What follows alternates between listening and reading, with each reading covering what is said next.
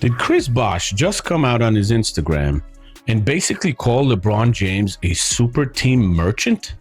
The creator of super teams, the guy that's keeping them alive, the guy that has been writing super teams all throughout his career pretty much? Chris Bosh jumped on Instagram and dropped a statement that has the entire basketball world talking. When a former championship teammate shares an opinion about how your career has played out, people are going to pay attention. LeBron James may have another chance to compete for a title, but Bosh's comments instantly sparked a huge debate about the path LeBron has taken over the years. So what do you think?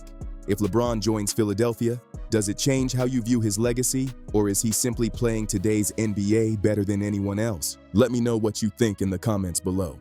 So Chris Bosh on his Instagram basically talks about LeBron James joining the Philadelphia 76ers, that he didn't really expect him to join the Philadelphia 76ers because of the weather, and he was joking during the whole process of the decision that, you know, old people go to Florida, to Miami and stuff like that. But he comes out and basically insinuates that LeBron James is the one keeping these super teams alive. So, did Chris Bosh really go on Instagram Live and suggest that LeBron James has become the face of the super team era? That's exactly how many viewers interpreted what he said. We need to break this down carefully because Bosh wasn't just throwing out a random opinion. His comments grabbed attention because they came from someone who spent years competing alongside LeBron. During the live stream, Bosh was discussing the reports surrounding LeBron's possible move to the Philadelphia 76ers. All the pressure's on Philly. A lot of people are going to start coming out. It's a very tough town, winning town, but they expect you to win. Tough town. The media is about to be crazy, especially with Jalen and LeBron being there and keeping the super teams alive. That's what I think LeBron James's purpose is right now, to keep the super teams alive. We'll see how it goes next year. He admitted he never expected something like that to happen. He even joked that most people his age dream about heading somewhere warm like Miami instead of dealing with cold winters in Philadelphia. But after the jokes, he shifted into a more serious conversation. Bosh said he believes LeBron's focus right now is helping keep the super team era alive. Think about that for a second. Those words didn't come from a social media troll or a TV personality trying to create headlines. They came from Chris Bosh, someone who played with LeBron during 4 straight NBA Finals appearances in Miami. Bosh even said, "That's what I think LeBron James's purpose is right now, to keep the super teams alive." Playing everything, being everywhere, but the Sixers, hey, all the Sixers fans, I know some Sixers fans, dear friends of mine, all the closeted Sixers fans, blow the dust off those AI jerseys and get back out there.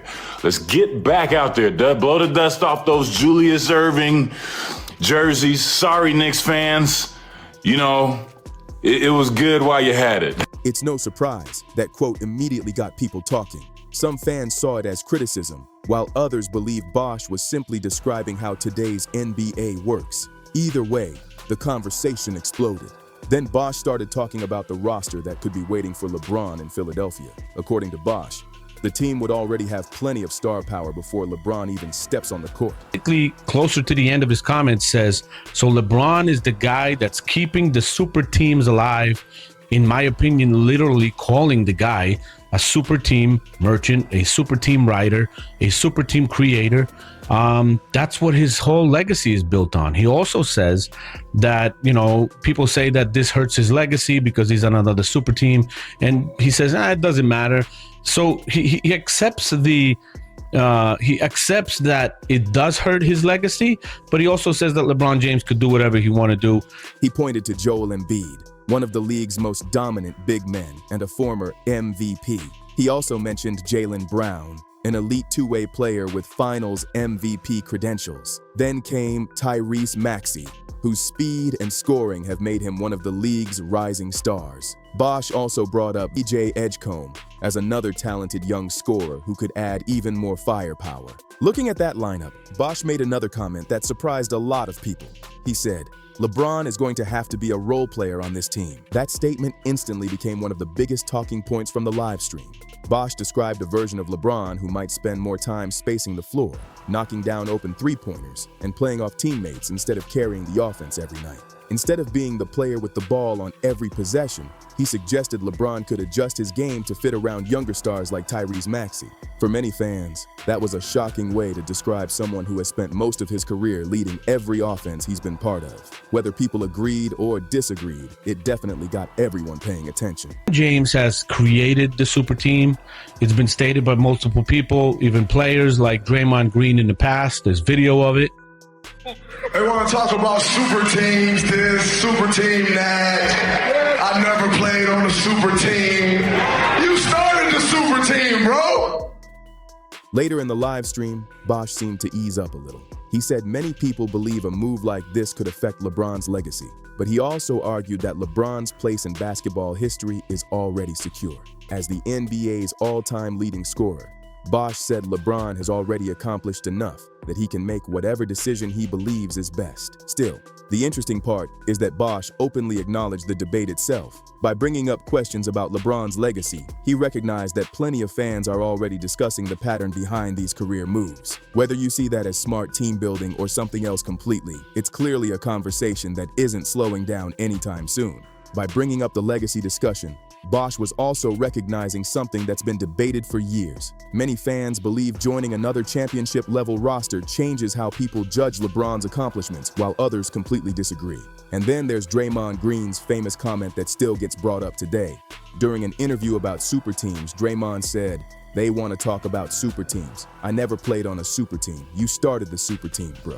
That quote spread everywhere and quickly became one of the biggest talking points in the NBA. Some fans still point to it whenever the conversation about LeBron's career comes up. If you follow that line of thinking, people argue LeBron has spent much of his career joining teams with multiple star players. Whether you see that as smart decision-making or something that affects his legacy depends on your perspective. Let's look back at the timeline because that's where this debate really begins. In 2010, after Cleveland was eliminated by Boston in the playoffs, LeBron made the huge decision to leave for Miami. There, he teamed up with Dwyane Wade, who had been one of the league's top scorers, and Chris Bosh, who was coming off outstanding seasons in Toronto. Together, they formed the famous Miami Big Three, creating enormous expectations before they had even played a game together. Fans still remember the celebration, where bold championship predictions were made, making the spotlight even brighter. The results were mixed. Miami reached 4 straight NBA Finals and won 2 championships. They also lost the 2011 Finals to Dirk Nowitzki and the Dallas Mavericks before falling to the San Antonio Spurs in 2014. Those defeats remain major talking points whenever people discuss LeBron's Miami years. After the Heat era came to an end, LeBron returned to Cleveland in 2014. At that point, the Cavaliers already had young all-star Kyrie Irving, and they used the #1 overall pick in a trade that brought Kevin Love to the team. Almost overnight, Cleveland had another roster filled with star talent. That group reached 4 consecutive NBA Finals and captured the unforgettable 2016 championship. Many fans consider that title one of the greatest finals victories ever because Cleveland came back from a 3-1 deficit against the record-setting Golden State Warriors. Even so, the Cavaliers lost 3 finals during that stretch, keeping the debate alive over whether the roster met expectations. Then came another major career move. In 2018, LeBron signed with the Los Angeles Lakers. His first season ended without a playoff appearance, and the following year the Lakers traded several young players and future draft picks to acquire Anthony Davis, who had already established himself as one of the NBA's elite big men. That partnership led to the 2020 NBA championship. Since then, however, the Lakers have faced several difficult seasons, including multiple trips through the play-in tournament and playoff exits that left many fans wondering whether another championship run was still possible. Now, if the reports about Philadelphia were ever to become reality, many people believe the conversation would only get louder. Supporters would likely call it another smart basketball decision, while critics would see it as another example of LeBron choosing a roster already loaded with talent. That's why opinions remain so divided whenever his career decisions are discussed. Some critics describe the pattern as moving from one championship-caliber situation to another. Supporters argue that every superstar tries to put themselves in the best position to win. Depending on which side you fall on, the exact same move can look completely different. Then there's the numbers debate, which never seems to end. LeBron supporters often point to his incredible career totals, including more than 40,000 points, over 11,000 rebounds, and more than 11,000 assists. Those achievements are unmatched in many ways and are a huge reason why so many people rank him among the greatest players ever. Critics, however, often argue that longevity is only one part of the conversation. They believe peak dominance deserves just as much attention and frequently compare LeBron's resume with Michael Jordan's. Jordan's supporters point to his 10 scoring titles as one of the clearest examples of sustained dominance. He won 7 straight scoring championships from 1987 through 1993 before adding 3 more from 1996 through 1998.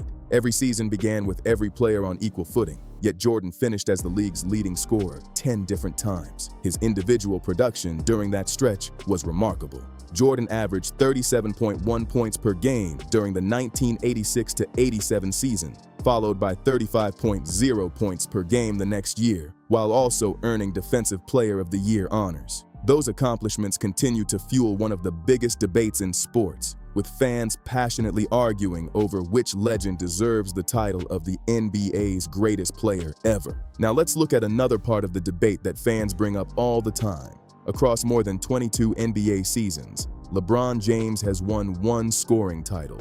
That came during the 2007-2008 season when he averaged 30.0 points per game. For many basketball fans, that's surprising. The NBA's all-time leading scorer only finished first in scoring once. He has never led the league in rebounds or steals, and he has 1 assist title, earning that honor in 2020 after averaging 10.2 assists per game. Critics often point to those numbers and ask where LeBron's peak statistical dominance ranks compared to other all-time greats. Supporters answer by saying his unmatched consistency and longevity are exactly what make him special. That's one of the biggest reasons this debate never seems to end. When the conversation shifts to Michael Jordan, the comparisons become even louder. Jordan finished his career with 6 NBA championships, while LeBron has 4. Jordan went 6-0 in the NBA Finals, while LeBron has appeared in 10 finals and won 4 of them. Jordan also collected 6 Finals MVP awards compared to LeBron's 4, along with 5 regular season MVP trophies compared to LeBron's 4. Jordan captured 10 scoring titles, while LeBron has 1. Jordan also won Defensive Player of the Year and earned 9 first-team All-Defensive selections. LeBron, meanwhile, was selected to 5 first-team All-Defensive teams. Those differences are often highlighted by fans who believe Jordan had the greater individual peak. Another point that frequently comes up is how each superstar built his career. Jordan spent almost his entire championship run with the Chicago Bulls, while LeBron has played for multiple franchises throughout his career, including Cleveland, Miami, Los Angeles, and, if current reports become official, Philadelphia. Jordan's supporters often admire the fact that he stayed with Chicago through difficult years before finally breaking through. After repeatedly losing to the Detroit Pistons, he and the Bulls improved, grew together, and eventually became champions. That's a major part of why many people continue to celebrate his journey. LeBron's path has been very different. He has reached the NBA Finals 10 times, winning 4 championships and finishing as runner-up 6 times. Depending on who you ask, those finals appearances either show incredible consistency or leave room for criticism because of the talented teams he played on. That's exactly why the GOAT debate remains one of the most passionate arguments in all of sports. As for Chris Bosh's comments, that's what made them so interesting. They came from someone who experienced those championship runs firsthand. Whether fans view his remarks as praise, criticism, or simply an honest observation, they added another layer to a conversation that has been going on for years. At the end of the day, the numbers tell one story, while opinions tell another. Some fans believe LeBron mastered the modern NBA by putting himself in the best position to compete for championships. Others believe Jordan's path and accomplishments set a different standard entirely. The debate isn't ending anytime soon, and that's exactly why basketball fans keep coming back to it year after year. What do you think?